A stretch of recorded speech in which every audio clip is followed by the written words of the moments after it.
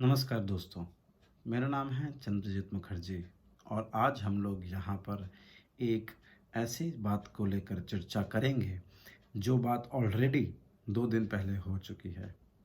जी हाँ दोस्तों, आज है 28 ऑफ नवंबर और मैं जिस टॉपिक के बारे में बात करना चाह रहा हूँ वो 26 नवंबर का टॉपिक है। लेट क्यों कर रहा हूँ? वजह है मेरे पास। वजह आपके साथ इस वीडियो के अंत में शेयर ज़रूर करूँगा। अभी तक आप लोगों ने अगर इस चैनल को सब्सक्राइब नहीं किया है तो प्लीज़ सब्सक्राइब करें। दोस्तों 26 नवंबर को कॉन्स्टिट्यूशन दिवस था। विधि का छात्र as a law student constitution day, constitution के अडॉप्शन को सेलिब्रेट किया जाता है। कैबिनेट मिशन प्लान जब इंडिया आई थी 1946 में, उसकी बेसिस पे एक कॉन्स्टिट्यूएंट असेंबली का निर्माण किया गया था। शायद हम सबको ये बात पता है। और उसी कॉन्स्टिट्यूएंट असेंबली ने इस संविधान को बनाया। उसने कई सारे मीटिंग्स हुए, कई सारे सेशंस बैठे असेंबली में, जैसा होता है। एक ड्राफ्टिंग कमेटी बनाई गई। उस ड्राफ्टिंग कमेटी के हेड जो चेयरमैन थे उनका नाम था डॉक्टर भीम राव अंबेडकर। तो डॉक्टर भीमराव अंबेडकर के नेतृत्व में ड्राफ्टिंग कमेटी ने एक कॉन्स्टिट्यूशन बनाया। सो टेक्निकली अगर कोई कह रहा है कि doctor Bhimrao Ambedkar is the architect of the Indian constitution, yes he is. क्या सेलिब्रेट करने की बात कर रहे हैं और ये कॉन्स्टिट्यूशन बनाया क्यों गया था? कॉन्स्टिट्यूशन जब बना रहे थे तो उनके विजन क्या थे? हम लोगों का, भारतवर्ष का एक, हम भारतवासियों का एक पुराना इतिहास रहा है कि हमारे राजा महाराजा, हमारे पुराने किंगडम्स किस तरीके से देश को चलाते थे, किस तरीके से रूल करते थे, कौन कौन से प्रिंसिपल्स का वो इस्तेमाल करते थे। और सब कुछ बाकायदा आज भी अगर हो रहा होता तो शायद डेमोक्रेसी की एक दूसरे दूसरे नाम से हम उसको पुकारते। जैसे ऋग्वेदिक काल में अगर हम बात करें वहाँ से, तो वहाँ ये जेंडर रिलेटेड डिस्क्रिमिनेशंस कम हुआ करते थे। From then the modern empire, the Sapta Sindhu principles, जितने सारे हम लोग के हैं, ये सब हम कहीं ना कहीं भुला बैठे हैं या भुला बैठे थे जब हमारे ऊपर अंग्रेज़ों ने शासन किया था। सो ये 300 साल की जो कॉलोनाइज्ड एक्सपीरियंस कॉलोनी बनाकर अंग्रेज़ों ने इस्तेमाल किया था, हम लोग उस चीज़ से इंडिपेंडेंस को हमें छीनना पड़ा। We literally had to snatch it, seize it from them. इसके लिए काफ़ी कुर्बानियाँ देनी पड़ी, इसके लिए काफ़ी संघर्ष करना पड़ा, काफ़ी खून बहा। इन सब के बाद हम लोग एक आज़ाद हिंदुस्तान बन गए। अब दिक्कत ये थी कि आज़ाद हिंदुस्तान का रचना कैसे करी जाए। तो उसकी रचना करने के लिए इस कॉन्स्टिट्यूशन के सहारा हमें लेना पड़ा। इस कॉन्स्टिट्यूशन में वो सारी बातें हैं जो हमारे पूरे पुराने कल्चर को, हमारे सिविलाइजेशन को दर्शाता है, और साथ ही जो भी चीज़ें हम लोगों ने ड्यूरिंग दैट फ्रीडम स्ट्रगल सीखी उसको भी दर्शाता है। कॉन्स्टिट्यूशन डे सेलिब्रेट करने के पीछे एक ही मकसद है, to celebrate the notion, the concept of constitutionalism. अब ये कॉन्स्टिट्यूशनलिज्म क्या है? यह नॉन आर्बिट्ररीनेस को दर्शाता है। कहीं पे भी अगर कुछ भी किसी के साथ अत्याचार, अन्याय हो रहा है सरकार द्वारा, इसको बंद हो जाना चाहिए। किसी भी तरीके का कोई डिस्क्रिमिनेशन नहीं होना चाहिए। और अगर इंडिविजुअल्स में हो रहा है तो सरकार जो रूल कर रही है उसके पास ये क्षमता होनी चाहिए कि सही को सही और गलत को गलत बोलने का बूता रखे। और क्या है कॉन्स्टिट्यूशनलिज्म? सिटीजन्स, उनके अधिकार और ये कॉन्स्टिट्यूशनलिज्म, ये तीन पहिए हैं इस गाड़ी के। ये वो गाड़ी है जो हमारा देश को आगे ले जाएगी, वो गाड़ी है जो हमारे देश का निर्माण करेगी। एक तरफ नागरिक, उनके नागरिकता के जितने सारे राइट्स होते हैं वो बंडल ऑफ राइट्स है नागरिक होने के। इसके अलावा कॉन्स्टिट्यूशन जो अधिकार उन्हें देना चाहता है, और इसके साथ साथ इन दोनों को जब भी नागरिकों को दिया जाएगा या अधिकार दिए जाएंगे तो ये निरपेक्ष तरीके से हो, कॉन्स्टिट्यूशनलिज्म, अनआर्बिट्रेरीनेस हो, constitutionalism. So citizens rights and constitutionalism, ये तीन पहिया जो है ये कभी नहीं रुकना चाहिए, ये मोटो है। अब सिटीजनशिप के अंडर में बहुत सारे राइट्स हैं। वो कहते हैं इसमें एक राइट्स का एक एक गट्ठा है, it's a bundle of rights. Baba Saheb कहते हैं कि इनके बीच में, इस बंडल ऑफ राइट्स के बीच में दो तीन ऐसे इंपॉर्टेंट अधिकार हैं जिसको नज़रअंदाज नहीं किया जा सकता, जो सबसे ज़्यादा इंपॉर्टेंट है। सबसे पहले हमारे पास वो अधिकार होना चाहिए कि हम अपने रिप्रेजेंटेटिव को चुन सकें, सेल्फ, जिसको कहता है ना कि हम अपने राजा खुद चुनें।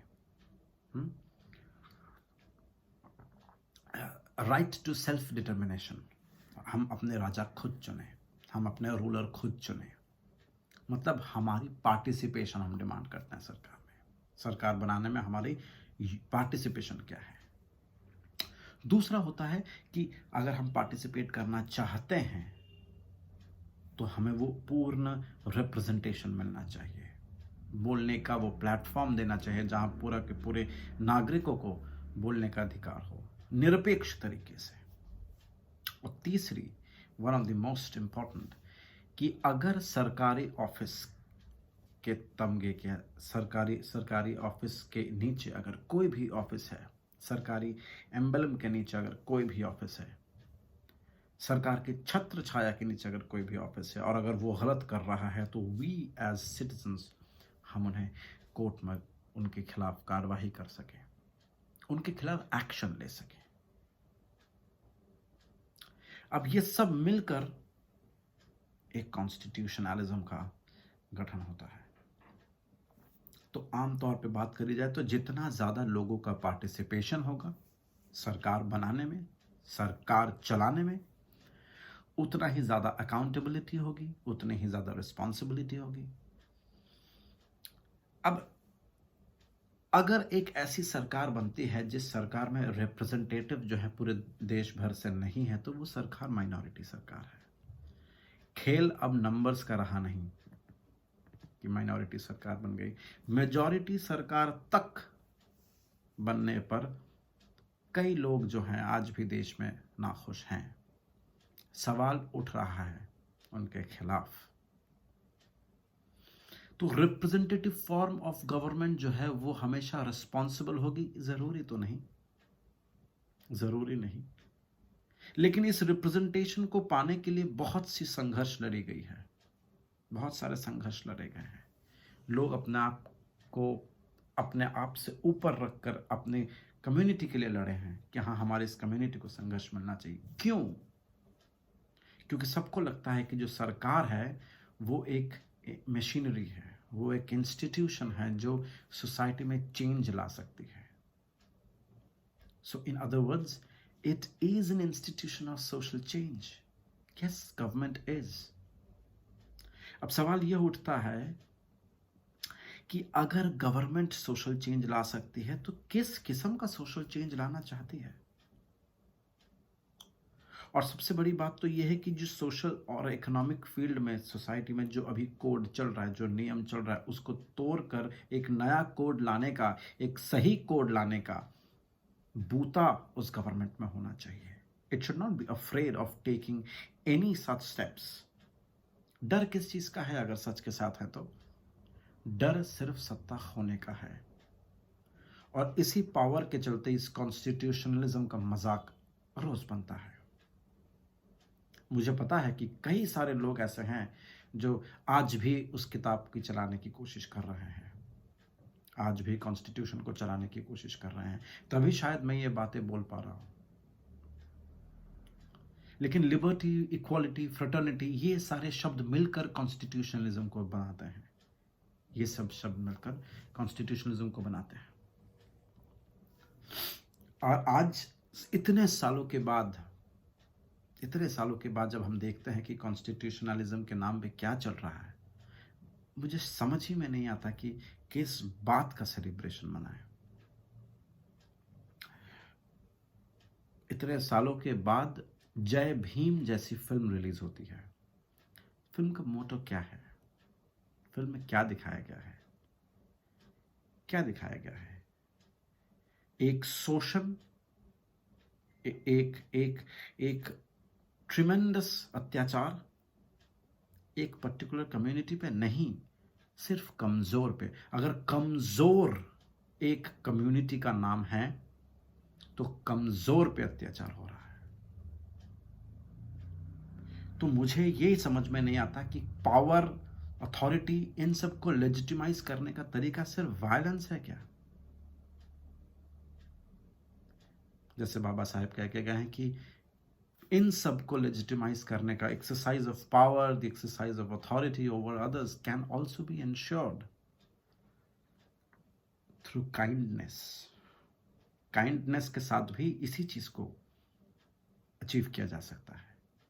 तो मेरी हाथ जोड़कर निवेदन है सबसे, जो लोग लॉ स्टूडेंट्स हैं, जो लोग सरकारी नौकरशाह हैं, आप लोग आज का सच सिर्फ मत देखें, आप सिर्फ सच देखें। सिर्फ अपने बारे में मत सोचें, क्योंकि हम अकेले नहीं जी सकते हैं।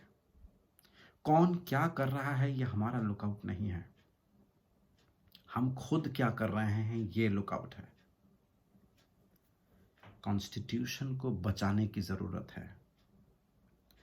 इसीलिए अगर हम आज इस दिन पे कॉन्स्टिट्यूशन को नहीं बचा पाते हैं, अगर हम जस्टिस में डिले करते हैं हर बार, हर अहम केस को लेकर, तो मेरे 2 दिन के डिले में ऐसी कोई एक्सेप्शन वाली बात तो नहीं।